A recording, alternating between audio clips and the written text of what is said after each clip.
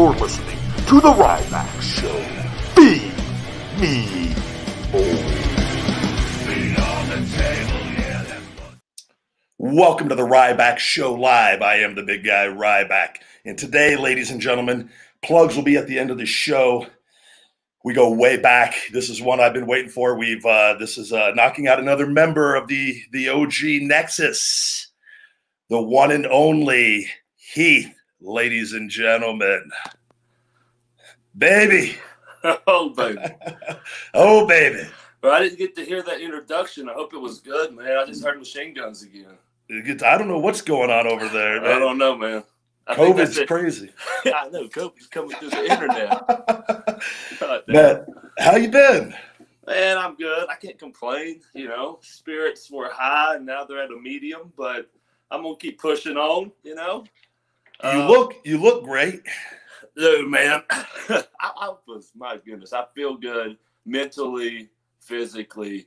It's one of those things where, like, you know, when some people say, you know, that you get released and everything, and you shrivel up and everything, you're like, oh no, you know, it's like, dude, for me, it was just like, damn, well, I was never going to quit, so it happened. So it's like, well, like, I don't know, it's like that whole weight off your chest type thing, you know, to where, I don't know, it's like my life's way more stress free now. So, you know, and now I'm getting to spend way much more time with my babies. So that's amazing. I remember when all this happened, though, you were, man, doing the home workouts, and you just, like, you didn't slow down as far as, it didn't look like it anyways. And, like, you look like if you ask me, it looked like it maybe was, it motivated you a little bit in a weird way. That it 100% did, you know, and a lot of people's always like, dude, how? Like, you were there for so long. There were so many people that knew you, and they were like family for you and everything. And I was like, well, yeah, it ain't like I died or nothing, man. I got a phone, you know. But then again, it's one of those things, like, you know, when some people get released, it's like you never hear from them, and you're like, they're not in that circle no more, type thing, you know. And it's kind of weird. But man, like, I got punched in the mouth, fell on my ass, and said, oh shit, I got to get back up and keep moving, because the funny thing about it is that I got pretty much smacked in my mouth with, like, a reality of, hey, man, you're like 37 and you're in the WWE. You might as well start getting back in shape and doing your shit, you know? Mm-hmm. So, like, 4 months before I even got released, I had that little bit of fire, like, dang, I'm going to start looking better. I'm going to start doing this. And then I got released, and I was like, oh, no. But then again, I'm like, well, I can't stop. I'm not going to stop. We'll keep going. Man, you've been punched though from the beginning. I mean, but you've always overcome everything. You're one of my favorite. Like, aside from, like, just knowing you, but like, just character wise, because in knowing, like, everything that you've done and how good you are, but from the beginning, it's never been easy. But I think too, people don't understand sometimes. And when I say people, I'm talking about the people, fans watching from the outside. Mm-hmm. And I can speak from this on all the levels, at various levels there. There's so much in just in wrestling in general that's at the end of the day, it's like acting. You could be the greatest actor in the world, and it's playing roles that are given to you. And then in all that we could do as wrestlers, performers, is unless you have it negotiated where you can fight stuff and you can have an opinion, a real strong one on it, is you go out and you just play that role to the best of your ability. And like, you sometimes, though, when you're playing other roles, it could be really, and you're busting your ass, and you see other people come up and doing things. I think it's a testament to how good of an attitude you actually have to continue to do it, and to perform, and to always go out there and do whatever is asked from a live event, which most people, I don't think, are going to understand. Our generation and the people before us, those live events, man, I think they're a thing of the past, of that schedule. Yeah. Like, it's not easy. On the grind. I mean, you know how it is, man. It was like there was like years where we were only home a day and a half, 2 days a week. You know, 4 days a month. The only time being home. You know, I mean, you guys are like, I mean, it's legit a family on the road, like it is. You know, and but yeah, it's just like one of those things. You know, in wrestling and everything, it's like people won't understand, or they don't understand, unless they've been through it and done it. And that's everything in life too. You know, like, you know, you can't say, oh, I've had a baby. I know how it feels like when you're a man, you know, because you can't actually have a baby, you know, but you know how to be a father and take care of one, you know. So it's like one of those things, like, I hate these people out there that's just like, oh, hey, you suck. You lose all the time. You got beat in 12 seconds, you know. I said, well, the damn reason we had a good match plan. Then they said, you know, we lost 14 minutes. Yeah. You know? No, that happens, man. You got to go out there and be. Sometimes people think it's just knowing moves. Like the actual, I actually had that in my notes too about how the styles changed a little bit and how, because what we came up with even in developmental and like to what things, which I still feel that is highly, highly relevant. But there's a lot that goes into being a professional. Timing cues, footwork, and positioning, selling, all these things that it's. I tell people I'm not hurting anyone, pulling the punches right, you know, like all these things add up to it. I mean, just like you said, timing is the key, bro. Timing on anything, and timing even like with the ref, you know, like with him giving you the cues and you happen to like switch the gears and stuff, you know, like there's so much that goes into it to where a normal dude that don't know what he's doing, I love to see him, and they'd be like, oh. What? Oh, we've seen it, but people too. They don't realize that you very well could be in there dictating and controlling the majority of the match, even though it looks like, you know what I mean. And from the outside looking in, they don't realize you're in there being a ring general, positioning and calling things to make the other guy look as good as possible. Oh yeah. Look at my legs. Watch my legends run.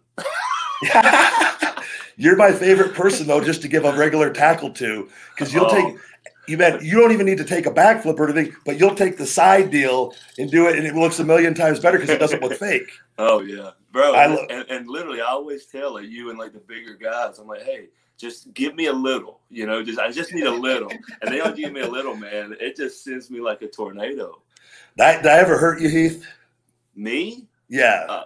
The only time I would ever, me and Darren Young, we talked about this, in the ring, one-on-one, me and you, no, not at all, ever. But when you were young and crazy in Nexus and you used to just dive on the dudes and just kill them, and here we are like, oh, no, wait. And like, I'm kicking you more than I am whoever you're on top of, you know? I was trying to get over. I mean, yeah, I can see. But that's just mentality of you. And I'm like, I mean, it was like with you, it was like, hey, we're ready to kill some people right now. We're going to war. And I'm just like, you lead the way, pal. Let's go. I would want it though, for me, if you grab me and throw me off though, that would like to me, it look, because that makes it look real. Like you're mad at, you want to get some shots in. Like, let me get some shots, asshole. Yeah. But that's what as long as I'm not hurting anybody, like if I'm diving into your legs, and I'm like, that's bad because that's dangerous. You took my knee out one time, and it was only one time only. I remember in the back. There's the headline, Heath. There's Ryback injured Heath Slater. Dangerous. Dude, tore my meniscus and everything. It was great. Hell no. It was just one of those, you know how, you know, you can like kick someone behind the knee and I go down to a knee? Yeah. Man, you're a big dude. You got shoulders. Like you were coming in hot. I'm wide. Yeah, you're very wide. That's true. There was, though, in all fairness, that That Nexus stuff was crazy because there is that stuff. There's not a lot of instruction out there on that, and it's. I will say this, so and this is important because, like, when you have 7 or 8 guys out there, and a lot of that can't be all planned on a lot of like just the ground and pound stuff. Sure. But I remember like one of the things though, Darren Young was too nice, and then what happens though is you get left out sometimes. That's very true. And that's why I was like, I can't get left out because you got to rip me off, and then like then it's. Yeah. But you never was going to get left off, man. You were the killer. You were the killer, a straight killer of the group. Man, what do you remember about that? We're getting. How old are you? 37. Yeah, man. I just turned 39 on November 10th.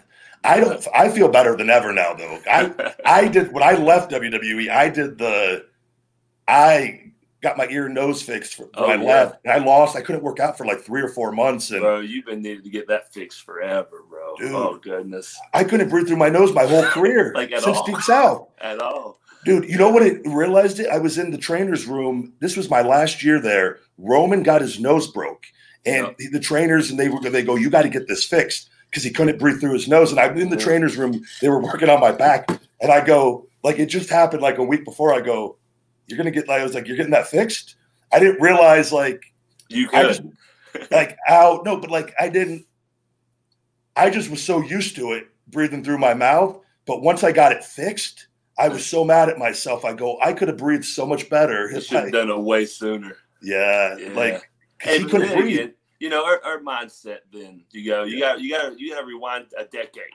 You know, so it's like we weren't thinking like we're thinking now. You know, we were just thinking, oh, I gotta make it, I gotta keep going. This is all for me. This is awesome. You know, just soaking up every little moment, you know. So it's like that's like with me, like all of those crazy ass bumps that I used to take and everything, to where it's like now I wake up, my hip and my lower back always hurts. I mean, does it really? Yeah, man. I mean, even with me, and you know me, I never was that stretcher, but like I'm stretching more now. But then, are you? Well, I am. But then again, I'm thinking like, man, I need to step my game up and start like legit.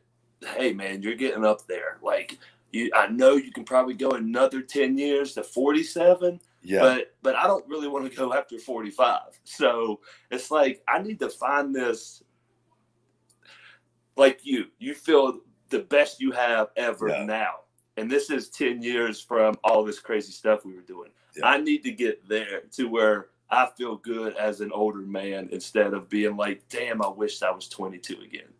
You see, you know what I think it is too? I refuse to like, I don't feel old. Like I feel like my prime years are ahead of me. But see, you've been in the game where I had I've been off for the last 2 years from doing any wrestling. Yeah. But I changed my diet, dude. I'm vegan. I'm going 10 weeks on vegan. Like I've made drastic changes in my life because I've had the time to step back and try different things. For sure. And then like all the stem cells and where like I used to wake up in pain like that. Like I thought it was over at 34. And like now it's like, wait a second.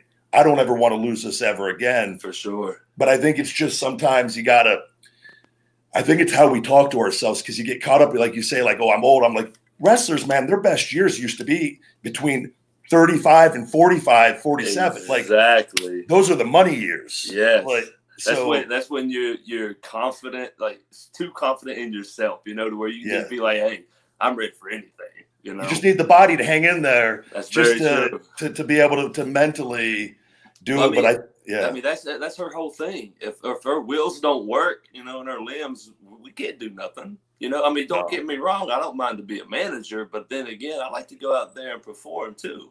But, you know, I just know, I know everyone in their damn life says this. I wish I knew now, or I wish I knew back then what I know now, you know, but it's like, damn it, I had guys saying, hey, slow down on this. You need to do this. And I'm just like, okay.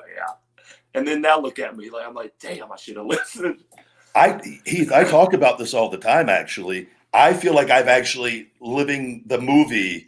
I now know what I know, and I've been given my health back. Like, I'm not even kidding when I tell you, like, from the last day I saw you in WWE, I am a million times mentally, physically, like, I have no pain anymore when I'm anywhere. Like, dude, that's amazing. And it's just, I got a little scar tissue left in my shoulder we're doing, but it's been like, I've learned so much and worked with like some people and like with wrestling too. And I go, man, I never want to lose that again. But that's key too. I think when you do this, if you do it to 45, 46, 47, the key is, in my opinion, doing it and then being able to leave and enjoy the rest of your life. Yes. And not be like, that was one of the reasons why I was okay walking away and forcing myself to stop, because this was how I envisioned in my head. I didn't think it was going to go this long, but it was get the health back, never lose it again. For sure. And then, because I neglected it on certain things and that, but like once you lose it, man, you can never get it back. And like, I lived that life of being an old man and losing, like essentially walking away from fame and TV and like, and when you leave there, you know, and I didn't leave in the great, I left in probably not a great way. And I have been very vocal,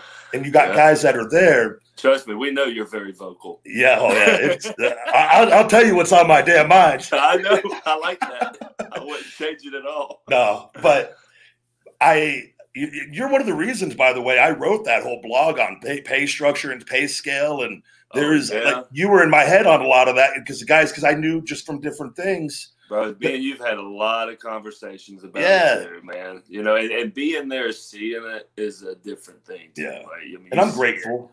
Oh, for sure. And we all are. Yeah. And we actually, I mean, we lived our dream, man. Like, we actually did. Yeah. I mean, hell, you were on top of the damn mountain. I main evented for like 2 years. I know. Look at man. You, England, Canada, Japan, China. Everywhere we went. Switzerland, Ireland. It doesn't Nova matter. Scotia. Ryback on top. I beat Cena. I beat Punk, man. Everybody, I was on top of the world. No, you beat me like 19 times, man. I'm going to come – before I retire, I got to put you over one time, Heath, as Ryback. Jesus. Man, just whoop my ass and let me grow you up or something. Let the kids come out. Steph comes running out. Big celebration in the ring. Hey, it'd be like an Adam Sandler movie with Stone Cold in it. You looking at me like, hey, hit me with the line. Sell for me. My kids think I'm like the man. Man. That's cool. What do you remember? I'm gonna hold you to this because this is on this damn. This is on everything. This isn't IG Live. This is saved. This is. You see that, people? Ryback's gonna put me over about. Ryback says he wants to put Heath Slater over. Do it for free. We at least get a little payday. We'll do that Impact AEW crossover when I debut. Despite debut after almost 5 years ago, we just put you over. Dude, don't tell nobody. I saw it on the sheet. You just ruined your surprise and my good finish. You imagine you're in the ring doing a little crossover for AEW. Music hits and you just beat me, and that's the last you see of me. You just walk out, look at the camera, give a wink, and walk. I like it. Go do a little run in Japan and then retire. I think the fans would appreciate it. It might get me more over, actually. Man, you start tagging. Do have a run with that, man. People don't realize have you won? Is it 7 tag team championships? I don't know, man. You've won, man. I want to say it's 5. 5. Oh, right. I don't know. Well, it's a handful either way. I've had it a few times, man. You might be out of everyone in Nexus. So as far as championships, you got the. Hold on. You have. I only had one, the IC title, which by the US too. No, I lost on the way out on that. That was my last one. But yeah, at least you had the IC title, man. That's the only one I've ever wanted. Oh, yeah, I remember you told me. You know what? Something I think I've talked about it before, though.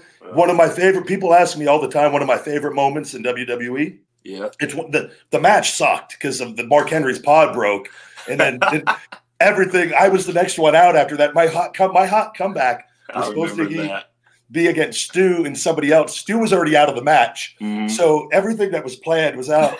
So I had to blow a hot comeback on Mark Henry, who wasn't even supposed to be in there when I was in there. Yeah. And he tried to take my head off in the middle of me just firing up on him. I shoot duck and I'm on. I go, no, this is my hot fucking hot comeback. I just came out. Yeah, and but I remember, man, in the back. I wasn't I was completely, because I was always in my own bubble. I was hurt. I was unhappy already. Yeah. But I remember there was you in a group of people that were there, but you were in the front, man, clapping, and that was my favorite moment because I go, man, that's like real.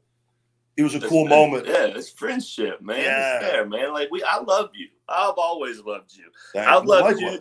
I've loved you today since you came up to watch when we were watching Raw and WCW not WCW, damn TNA. When it was TNA came on Mondays and Raw was too. Yeah. And it was like a thing. I remember you coming up with your damn 14 containers of daggone, food that you prepped. I had those cartoon steaks. Yeah, very true. And you walking in and you looked at Steph and you're like, am I allowed to eat in here? In the living room? And she's like, yeah, go ahead. And then next thing you knew, you took your shoes off and put them over neatly and not walk on the carpet. And she literally was like, man, I like him. Like, he is a very nice gentleman. I said, hell yeah. Don't ruin it for people. A lot of people hate me, Heath. That's not going to help. Come on, man.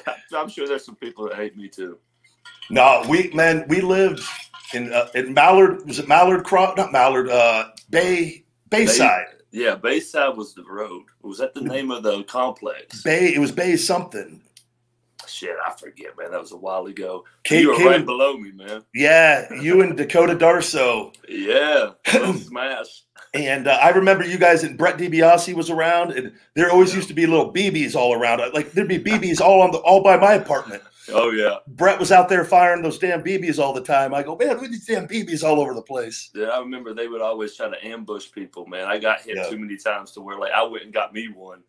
To where they came and they're like thinking, ha ha ha, I got you, you know. Then I walk out, I'm like, bah, bah, bah, bah, bah, man, their ass up. It's crazy to look back. I was just talking to Kalen Croft, Chris Cage. Yeah, how the hell is he doing? Dude, so good. He's one of the few people I talked to him on Voxer occasionally. Yeah. We just joke around because he's still living. He's a wife and he has a house out there off of near like Howard, kind of where all the so down he lives in Florida still. Yeah, and he has his own business now. He was a teacher, and then now he's like a motivational coach, and like he's doing really, really well. And didn't he paint a picture for you with you on top of a world or something? Yeah. Dude, I got it hanging up still, and not hanging up. It's upstairs in my game room though. That's cool. It was Terminator Ryback standing on top of the world. That was, of course, it was such an asshole. That was the beginning, like my secret stuff of envisioning. I'm like, you gotta put that out. Yeah, I'll put a picture of it for you and tag you in it. That's great. That was my dodgeball though, of him grabbing the bull by the horns. Right. What got me, man, is that you walked in your apartment and your TV was there with the couch, and that picture was like center wall. Yeah. You know, just hanging. And I remember every time I walked in, I'm like, man, that actually looks good, you know? And it took me forever because I didn't know he drew it. Yeah. Yeah, and I was like, damn, you can draw like that? Like, draw one of me, like, posing like that. I want an American flag cape, too. He could do it. I'll never forget, actually, Wade, after I broke my ankle, though, some of the guys came over, and I was in the apartment, and you guys were getting ready to go out and have a good time, and I'm just stuck in there, and I was like, man, but I'll never forget. Stu walked in, and I had a check on the wall. It was from The Secret, and it had on it $1 million. And he goes, he breaks up laughing, just breaks out laughing right away. Of course. And he goes, what the hell is this? I go, that I'm gonna make that in my first year wrestling. And he goes, he literally belly laughed on the floor in front of my face. And then later on I go, hey Stu, I go, you remember that check on the wall? I made that happen. He probably like, yeah. No, but I'll never. It was like just little memories, man. I forget, man. Where I'm going is just it's crazy how time flies. Oh goodness, it goes by so fast. Hey, wait till you have a kid. It goes by way faster too. But hey, that check, do you still have it? No, I got a new one printed by my bedside with a number on it far greater than that one. And baby, where if Wade saw that one, he'd probably just completely give up on me. But hey, if he ever comes to Vegas, man, invite him over for a steak and show him it. I need to, but I haven't had it. I haven't. I'm going on 10 weeks vegan now. You did say that. My bad. No, I'm not like one of those like, what did you can't talk about steak, man. I loved it. It was. Oh, I know you loved it. You loved it. You got me loving it more than I should love it. I ate too much of it. I was eating pounds a day. That's the problem. And it's not healthy. And I just decided to change because I'm seeing it now. Like my cardio's gotten better. You haven't lost no size. I mean, my goodness, you're big as hell and more vascular too. Like, I mean, but then again, you've always been legit, like spot on with like, oh, I have to drink this many jugs of water a day. Oh, I have to eat this. I have to put this in me. I have to put that in me. And here I am like, well, I mean, I might have 3 meals a day, you know. That's what I do. I do only 4 meals a day now. I cut back and I look at everything now though from like a micronutrient standpoint and antioxidants. You know, like all the stuff they tell us as kids, like eat your fruits and vegetables and like, but nobody ever tells you why. That's the problem. Hey, that is true. And I talk about this, like my dad used to always yell at me. And my dad would be I'd be like, this was in the beginning of my bodybuilding, like in powerlifting. And I'd be cooking steak and chicken breast late at night. And he goes, what are you doing making all that damn food for still? He goes, make some vegetables. And he'd be sitting on the couch eating a drumstick ice cream. But but he never explained to me like, Ryan, here's the reason why you should be eating, because he didn't know. Yeah, and it's one of those things too. And if he just tells you it, but he doesn't do it himself, you ain't gonna really believe it, you know. No. But that's the problem is no one teaches us. They just tell you like eat your vegetables or well, why should I eat my fruit in the morning? And like you need to know these things. And like then when I started learning about it and realizing too, like on the plant-based diet, you get so much protein on it. I eat over 300 grams of protein a day still, doing 4 meals. It's because you start looking at all these other foods that you never looked at before because it was always steak, chicken, fish, or whatever. And it was always steak, chicken, fish, or whatever. With me, like plates of it. And so, but the inflammation has left the body is where I was going with it. And I feel better than ever. Like I honestly feel younger than I've ever been. So I would say like, I don't tell people like, oh, you need to be vegan. Like once you start going that route, I look at the animals now and I'm learning about it, but I never want to be one of those that say, because I understand it, because I've been on the complete opposite end of it. For sure. I just say, like, you should probably just look into eating more vegetables because it really makes a difference. Hey, say if you do eat meat, you know what I mean? Like, or fish or whatever. What would you honestly say, like, hey, this is the best one you should eat to get the best, out of it? As far as eating steak? Yeah. Or no, just any meat, period, like chicken, steak, turkey, even fish, stuff like that. Like, what would you say, hey, for your body, like, what would be best? So when you start learning about this stuff and you start seeing that when you look at the protein content and it's complete proteins, but you look at it from what it does from a cholesterol standpoint and things of that nature and blood flow, all of that, and it causes inflammation as well. If you're going to eat it, trying to get organic grass-fed is going to be is key. Okay. If you're going to, because a big problem is factory farming with what they're injecting all the antibiotics and the hormones into the animals. Yeah. And that's getting passed on to us on that. So, because I never doubted for a second, like our ancestors, we had no doubt we had to survive at points and eat animals, but we weren't doing it every meal, every day. Yeah, for sure. And so that's where I say and we didn't have factory farming going on to encourage. We have too much at our disposal right now. Yes. Like it's beyond. Like, how can I even say it? Like it's just like don't get me wrong. Like we're blessed to have all these options, but we don't need all these options because like fast food meat looks like they're going pink bubble gum before they put all this stuff in it and everything and like serve it to you. So it's like, what is that? And but it's nasty. What you start doing is, and for me is, and so to answer your question fully though, eating the leanest meat with the lowest amount of fat, saturated fat, is always organic, grass-fed, lean cuts if you're going to do it. Okay. Like that's but mixing it, learning about I do all organic stuff now. And when people hear organic, I used to hear organic and think like, oh, those weirdos. You know what organic is? It's just normal. No pesticides. Nothing. Because the pesticides are causing a lot of problems and could cause cancer and these other things. So I'll do though, start learning about if you're eating the meats, not doing it all the time, but learning about the powers individually of the different vegetables and green beans, broccoli, asparagus, cilantro. I didn't know this cilantro. You just cut it up and put it in your meals. Yeah. Man, it puts you in the best mood ever. It fights anxiety and depression. Yeah, eating it. You see that? This is what makes me mad too. Is all these pharmaceutical drugs out there too. When we can eat normal herbs and vegetables and whatever, and it can still do the same thing. Of course, you probably have to do it for a while to get it in your system to do it all. But it's that right there shows you that you don't need all of that over there.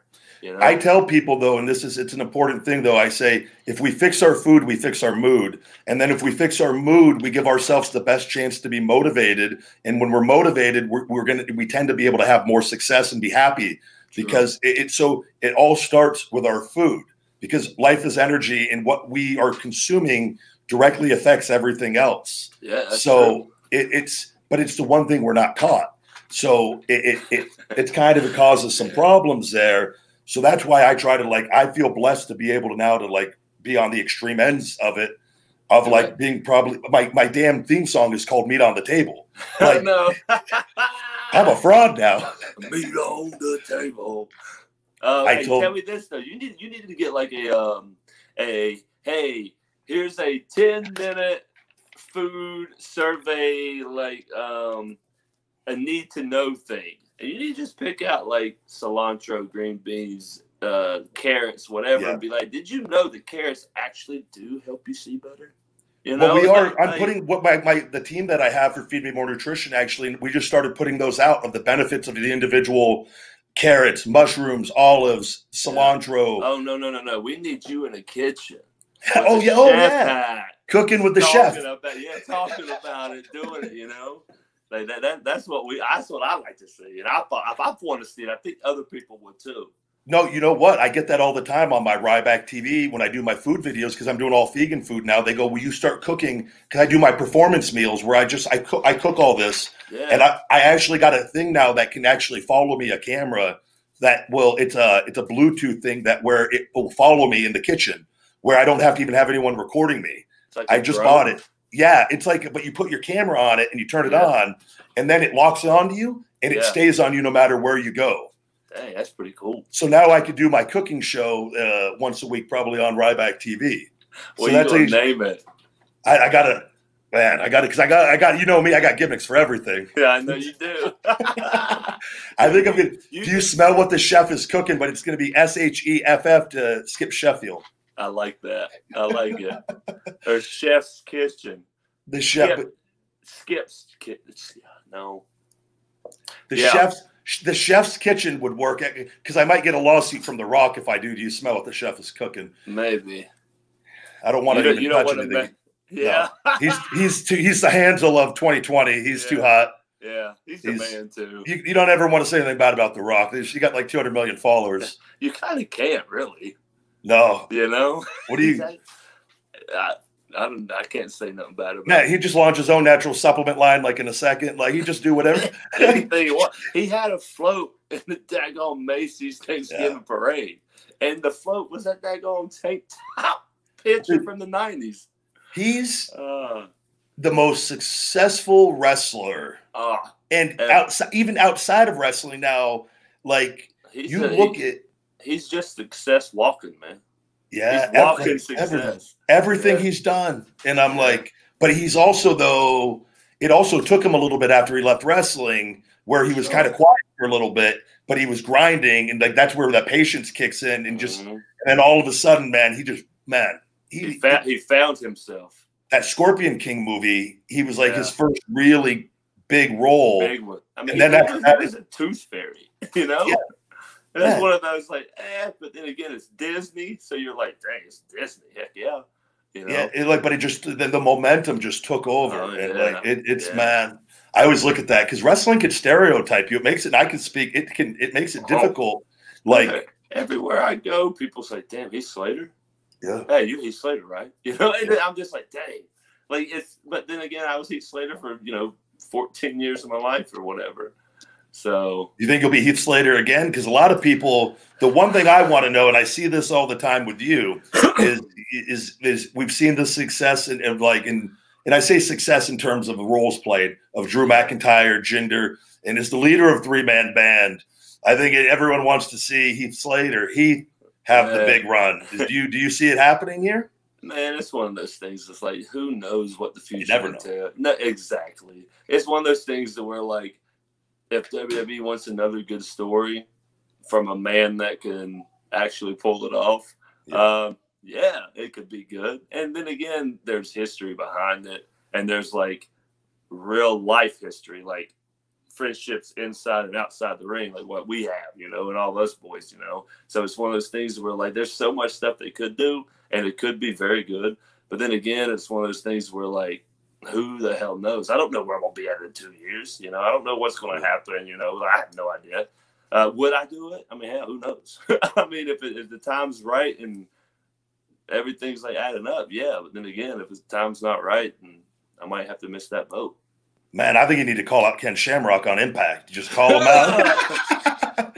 Ken Shamrock, man, looks better than ever and is still going strong. Bro, yes. Like I see him like, you know, when we were doing tapings and stuff, and he's such a cool dude too, man. He's been on the show. I love him, man. Yeah, such a good dude.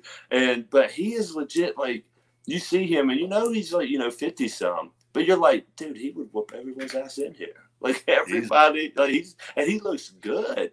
You know, he can still go. Oh, for sure. Like I wouldn't want to fight him.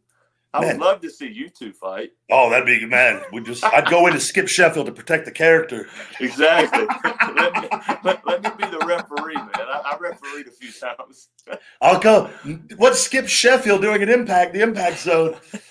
Call out Ken Shamrock. Right. Heath Slater's the special guest referee. Yep. Holy crap! How are you enjoying it over there, man? I'm so happy to see you, man. It makes me happy. Man, I ain't gonna lie. The Impact's cool. It really is. The locker room's cool. The people there are cool. They're laid back, you know. But the best thing is that there's communication. You know, like if I text or call or email, like I get a response. You know. Yeah. You know. So it's like there's communication, and they actually listen to your ideas to where, like, I'm like, dang, like I'm not really used to this, but different. I was like, this is cool that you guys do this stuff, you know. But like, it's just one of those things where, like, what sucks is this damn pandemic, man. Like, I miss the hell out of the crowd, feeding off the people, like all of that. Like, I miss the people so much too. And it's not just me; it's everyone. I mean, this is actors, Broadway, singers. Like, we miss the damn people so much to where, like, when you would.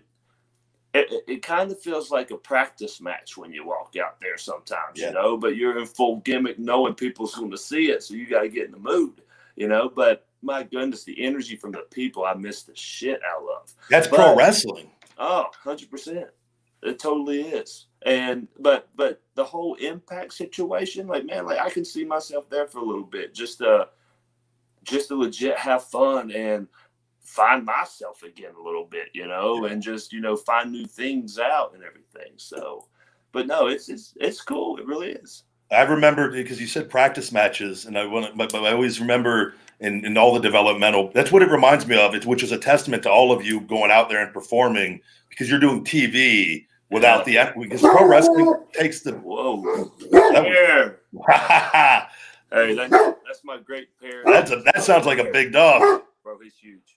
He's going ape crap. That bark is shaking. Bro, I'm not gonna lie, he's crazy. Hold on one second. Sorry, people. I'm sorry. Heath Slater, ladies and gentlemen. Looking at some of you, someone's telling me I'm talking too much. Thank you. It is a talk show. We are live here. We'll have Stang back in 1 second, ladies and gentlemen. I appreciate all of you guys joining me live here on Ryback TV and Ryback Rules on Twitch. Heath is back with us.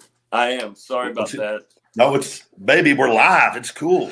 Hey, but seriously, man, so get this. So Steph, you know, wanted to get Buddha, because Buddha's like 10 years old now. Like he was my first kid. Like that's my boy.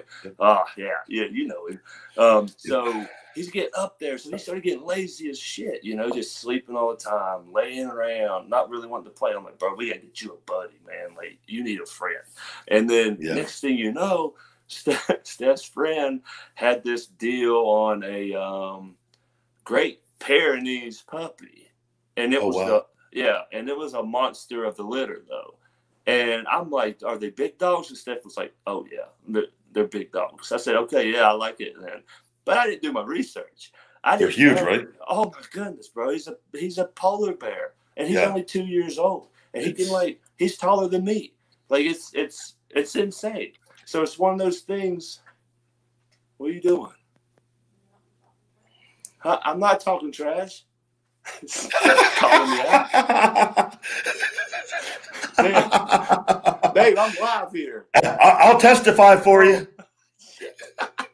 Anyway, damn. Next question. Yeah, well, no, but those dogs, my neighbor had dogs like that, and they're huge. Dude, he's a guardian dog is what he is. So, like, but he's supposed to be like a sheep herdling dog. So he's supposed to be on this land, like acres of land, you know. But he's a house dog with us.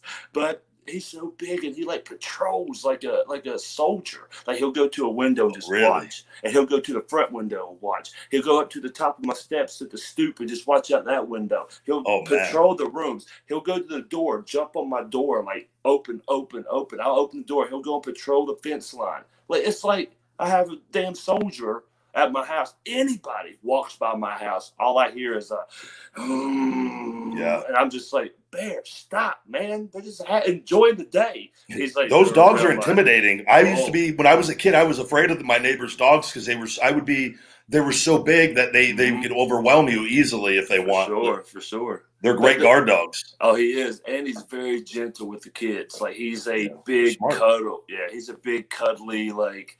Does he think he's like a little baby still and he just throws himself? All the time. All the time. He has that mentality because he's a baby.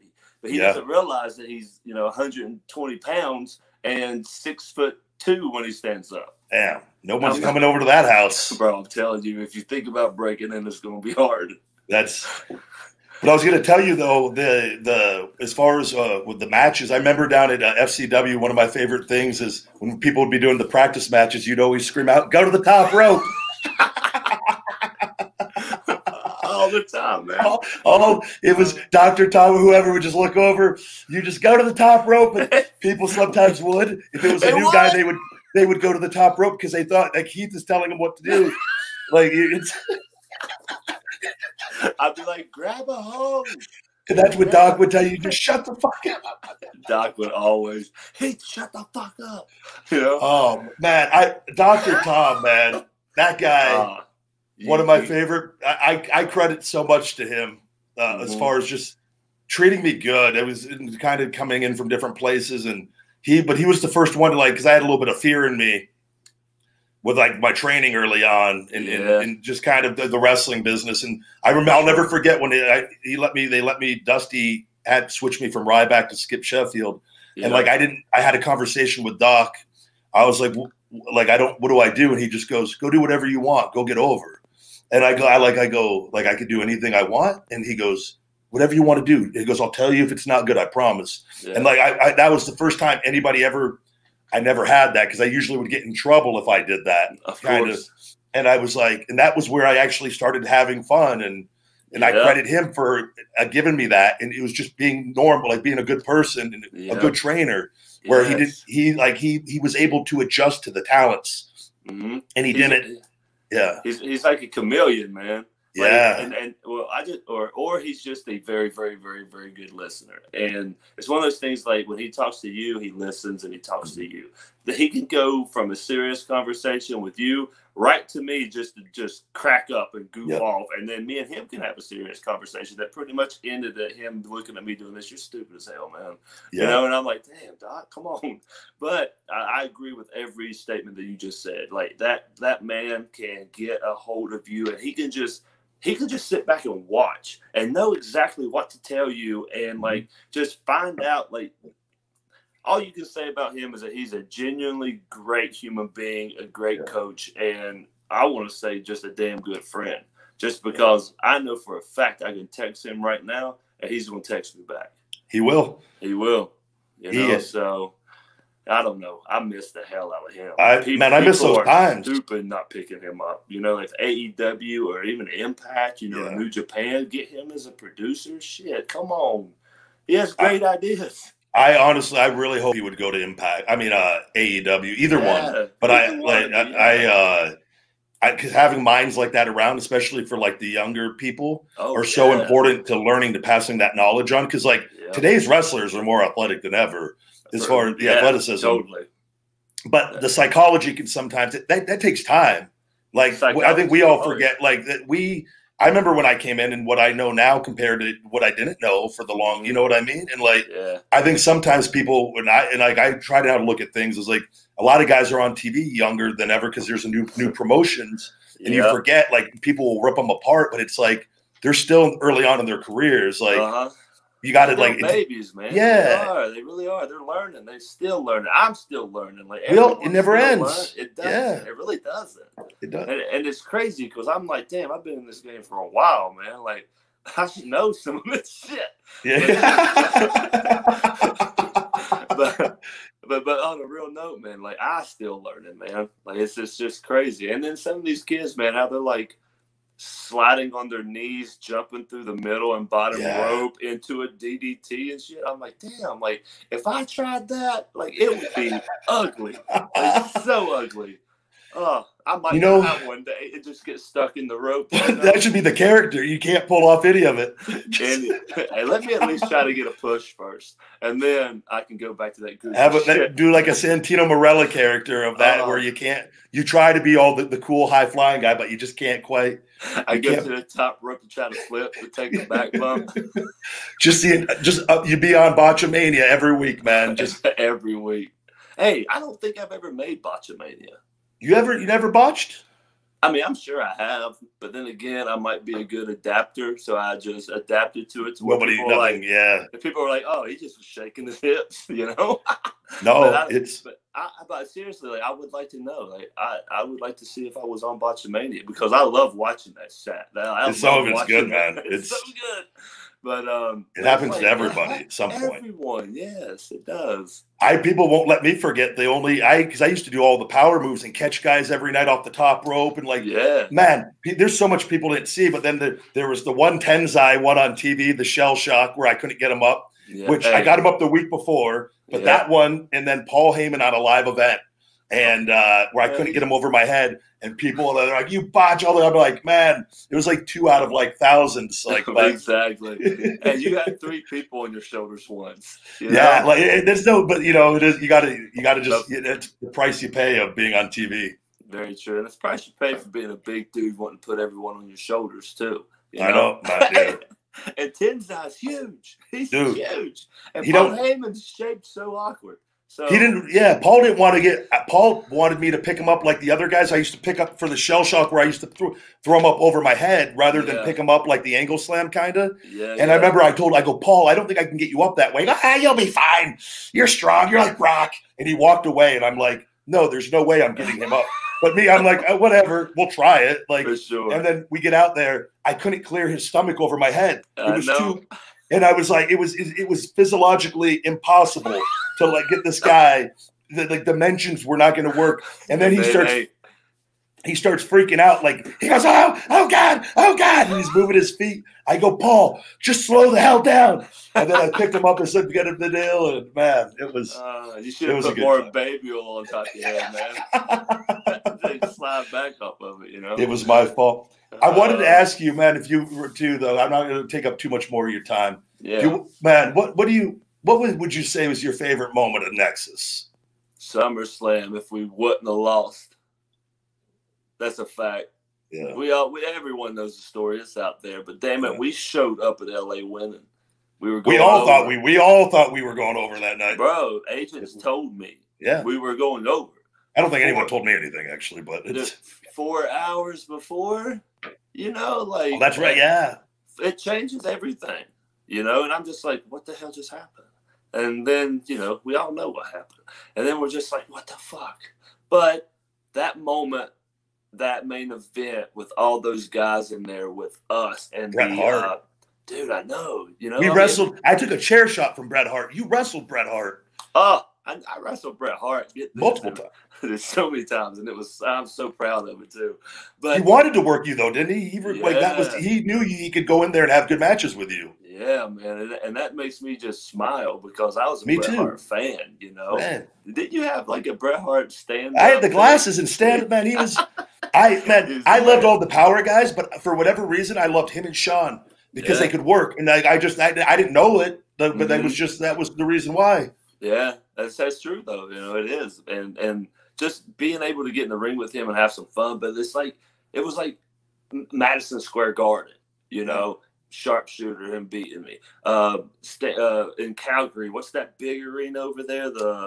It's an awesome. It looks awesome. I know what you're talking about. It looks like a big boot on the top of it, or like a saddle or something. But that spot to where it legit was sold out, and it's like. He's Canada. He's Mr. Canada. He is. He's as over as anyone in Canada. He needs to be the mayor of Canada, or do they have a president? Damn, I'm gonna sell. I'm gonna stay quiet on it because I don't know and I don't want to. Please, dude. I just made myself look stupid as hell. I'll be the dumb one there. Damn it. I don't talk politics on here, Heath. But yes, I want to say, well, okay. I want to say first the invasion, Miami, when we really destroyed and killed everything. That was amazing. So I'll never forget going into that with we all thought we were getting fired or something. Yeah, we all were like done with NXT and Wade's won. You know, so we're all like, well, fuck, he's just gonna, you know, face to face fire us. Go back to developmental. Like nobody wanted. Once you get a taste of it up there, you can't go back. No, you don't. You don't want to. No, not at all. But yeah, man, you know how pretty much how he was just telling us, you know, we can do whatever the hell we want, just don't hit no fans and touch any cameras. And he was like, pretty much, I want to make it look like a bomb went off. And here we are just looking around like, damn, really? Is this really happening? Oh, here, you all got to wear these. Handed us all the bands and everything. Yeah. Damn. That band ruined so many of my dress shirts because that Velcro underneath, man. Oh, yeah. It ruined. I used to hate wrestling is right because I kept wearing those damn things. Mm-hmm. I used to have to put tape around them so that they wouldn't, because they'd rip up the inside of my arms. People don't realize. So I had a technique where I put tape so that the actual, because of that Velcro starts rubbing on your arm. Oh, my arms would be torn up, man. And that's like tender part underneath there too. Yeah. You know? So yeah, that shit hurts.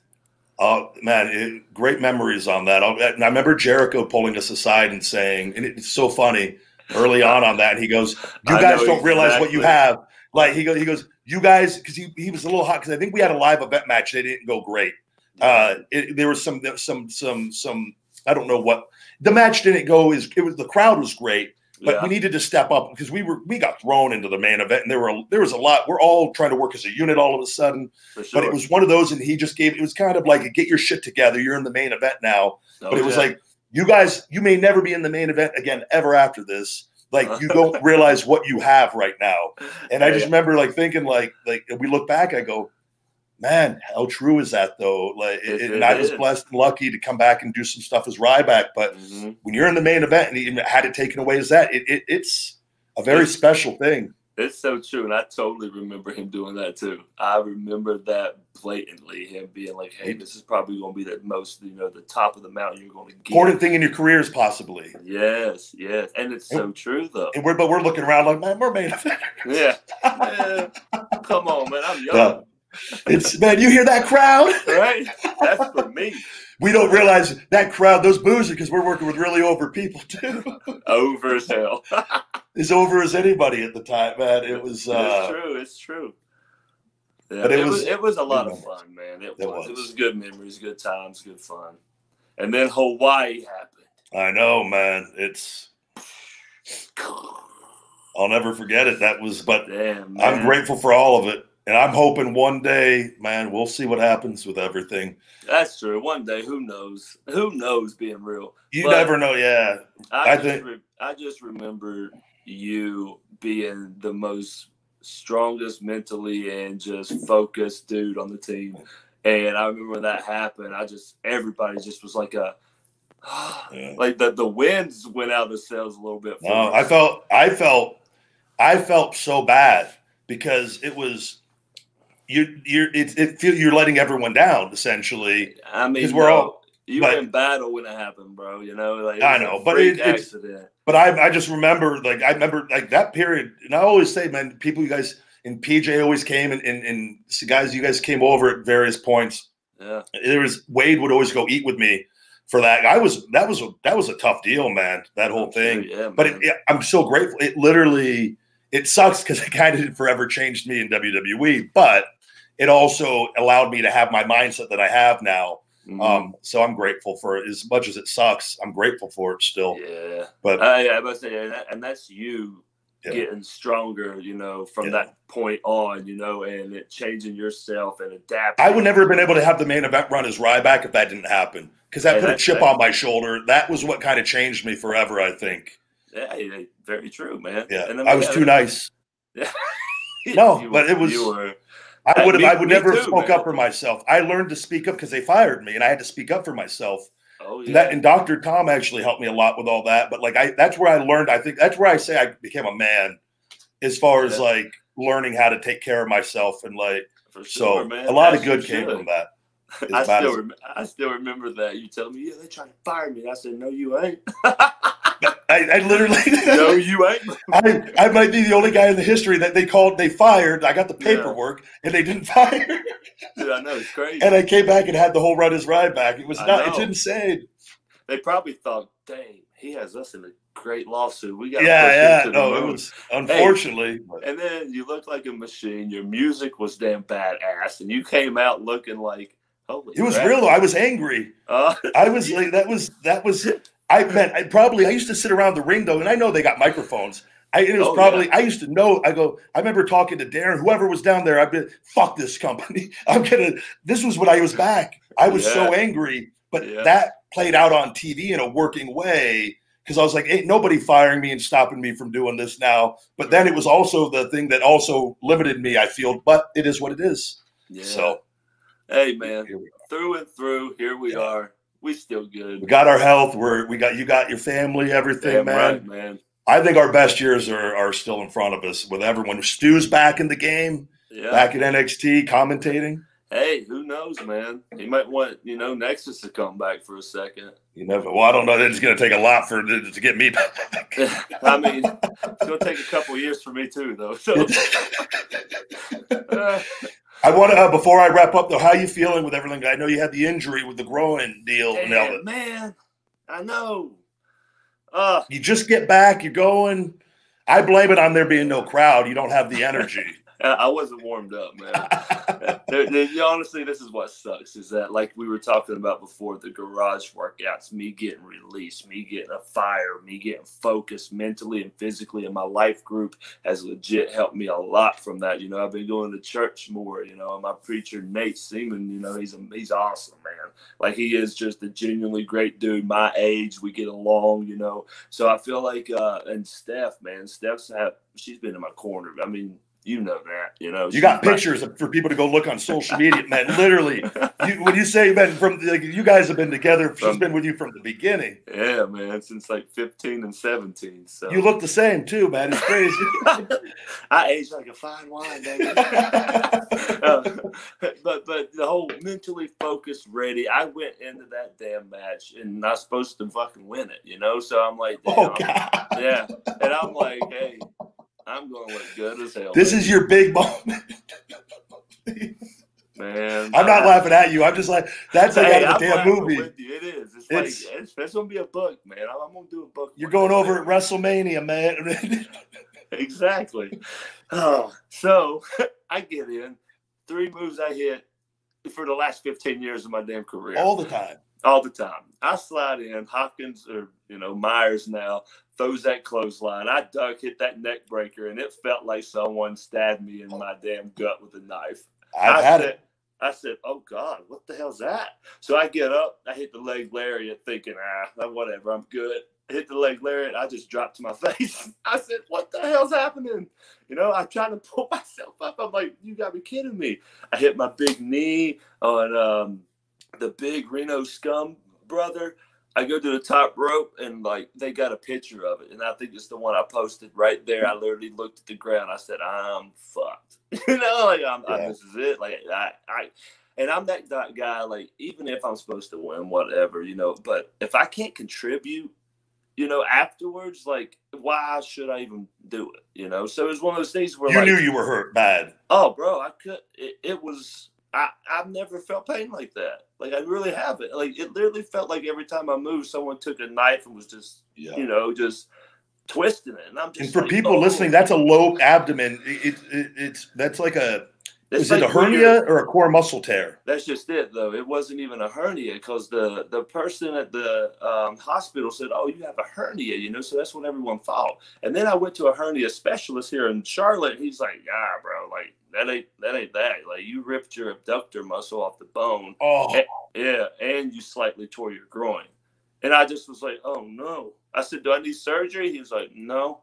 I was like, "No." I said, you told me I ripped my adductor muscle off the bone and slightly tore my groin. He's like, yeah, you don't need surgery. Once you rip out adductor muscle, we can only suture it back to the bone. He's like, but you don't actually need that to happen. Like, it's not a surgery that I would say go and do. Really? And so I'm like, well, shit. You know, what am I going to do? He was like, you're going to ice and do nothing for about 2 months. I said, dang, like, you gotta be kidding me, you know? Next thing you know, I went from black, blue, purple, yellow, bruising everywhere. Like, it was like, bro, like, this is bad, you know? Like, I can barely walk, but thank God it's been a month now, a month and some change. I'm walking good. You know, I'm still a little bruised, but not bad. Any pain? A little, you know, like, okay. I don't want to say pain, but I want to say like it's like uncomfortable, because like, you know how sometimes you're in a car and you go down these hills like a roller coaster and you feel your stomach do that little jump. So like if I stretch too far or if I like walk too fast, like it feels like that on the left side of my stomach or something. Yeah. But I don't know, man. Like, it's just one of those things to where like I'm supposed to be back in January, but it's just like I'm seeing my physical therapist. I'm hoping for the best. I just don't know. And then, like I was saying with the workouts and the eating and being focused, dude, I got up to like 250 looking good and feeling great. Look great. And now I'm 235, lost, 15 pounds. Yep. I'm a little like, oh, come on. It's man. defeating a little bit because you work to get there, and then it can go. You can lose it so quick. Bro, I slid in the ring and hit a neck breaker and lost it. Yeah. I lost it, bro. Oh. You'll get it back. The key is the key in all of this is keeping your diet as good as possible so that you don't get too out of shape. And that way, when you're able to start, and just then when you're able to get back, and then it's a quicker process. I've been doing that too, man. That's what my buddy said. He said, you better be eating clean. You got to actually, it sucks. So, but like, if you could work harder now on the things like the diet, and it's tough because when you're home, you want to have a few extra drinks maybe. Cause like, I've lived it. Cause if you're not, it's where it's like, but you got to just, what you do. Yeah. But it's, if you just hang it, just keep it in control as much as possible. But moderation is the key, baby. Yeah. But that's a tough one because I told you I had that with the groin tear on both. They call it core muscle tears. I had to have the surgery because that's why I was asking you where your pain's at. I'm hoping but that my pain still is like I can still feel it in my left side of my lower gut to where my pube area is leading down into my groin. Right. But it's whatever connecting that is, that's where I feel it. I told you though, if anything, for whatever reason, if it's not improving when you got it, I got that doctor that he was the only one in the country they sent me to that had Goldberg actually did the same thing, believe it or not. They said, because the guy, I was like, oh, that's crazy with all this damn shit. But I was like, man, that wasn't getting better on me because I wrestled with it for one side was torn for almost 7 months when me and Axel were tagging. Yeah. And then we were doing a tag match against the Shield in the UK, and Roman gave me a Samoan drop. And that same thing, the other side fired off. It was like a gunshot went off right down there. And I go, I can't do it with both sides. I told Axel, like, I felt bad. I go, I got to go home. Like, I got to get this fixed. But I'm hoping. Man, I'm kind of feel like, that's going to be my story.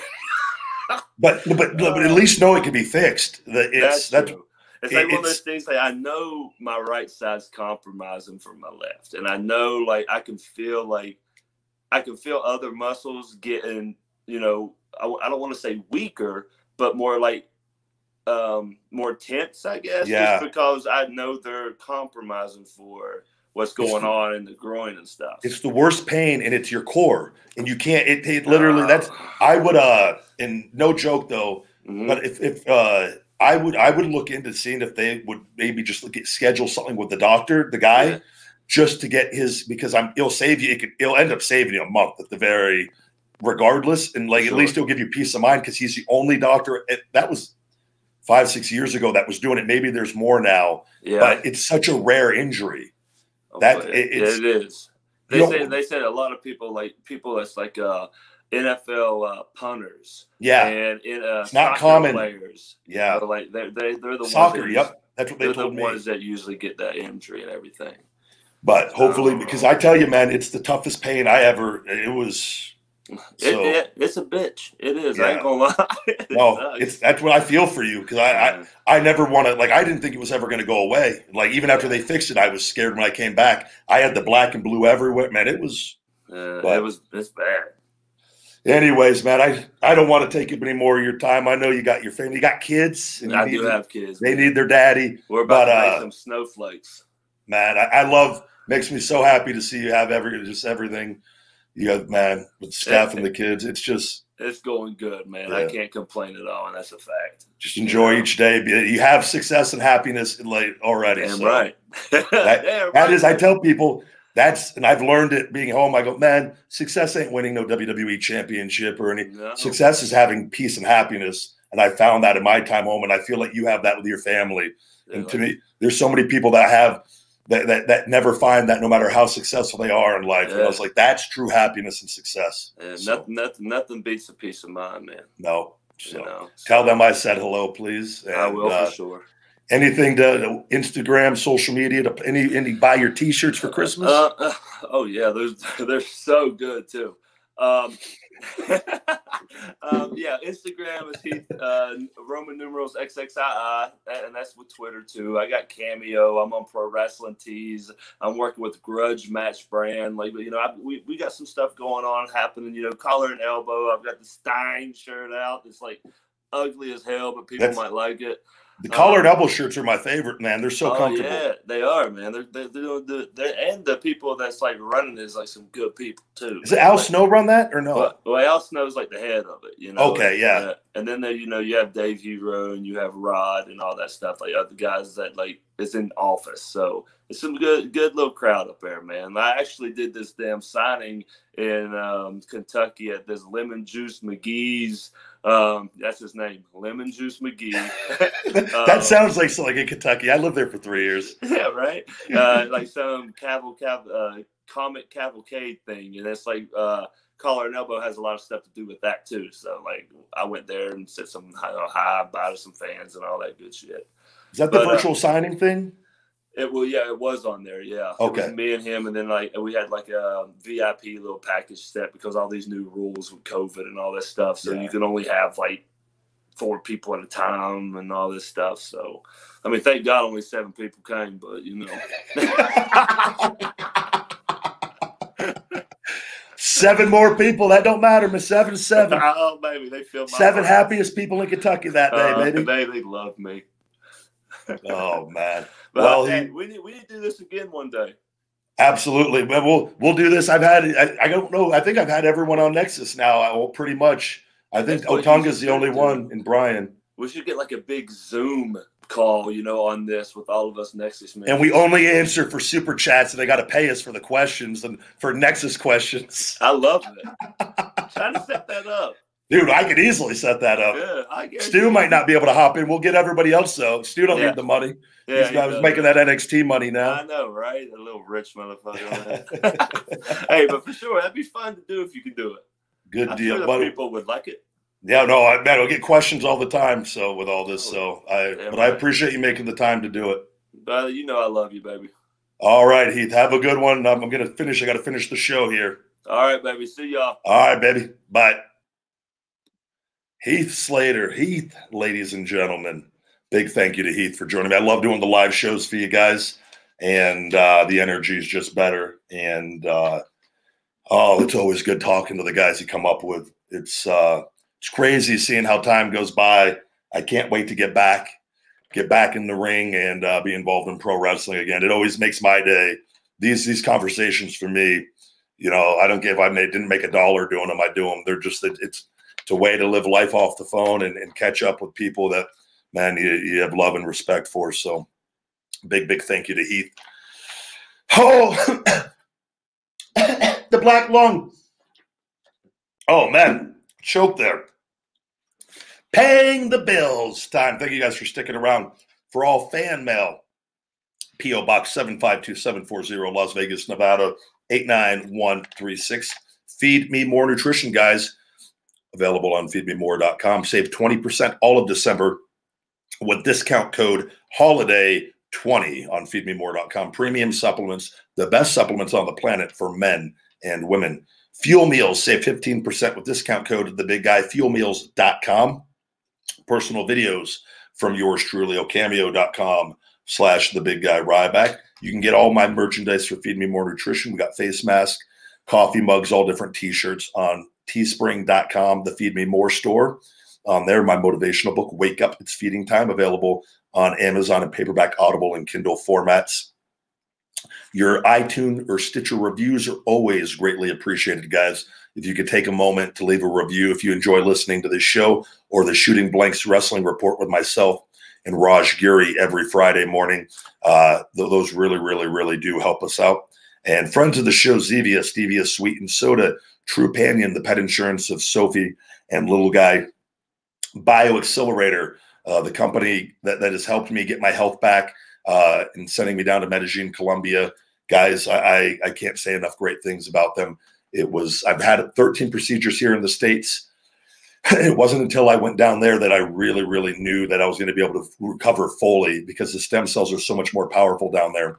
So if you or a loved one is in pain, just check them out, inquire on their rates, on their services, and see if it's something that they may be able to work with you on getting treatment. All the top strong men, UFC athletes, pro wrestlers, guys, everyday regular people with ailments, that surgeries, that didn't want to go to the surgical route. Like, I've gotten my health back. I avoided a 5-disc fusion and shoulder replacement, and I'm going to come back at 39 years old better than I've ever been physically, mentally, and hit the ground running. Like, I already know it. And I know it because those stem cells have helped given me the confidence, of given me the gift of health back. So I cannot say enough good things about this company. They're the real deal. The real deal.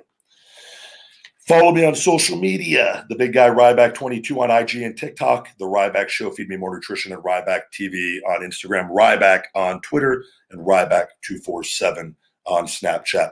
Thank you guys very much. As always, your love and support is always, always greatly appreciated. I love you guys more than you know. Thank you for listening. You've just listened to another episode of The Ryback Show. Feed me more.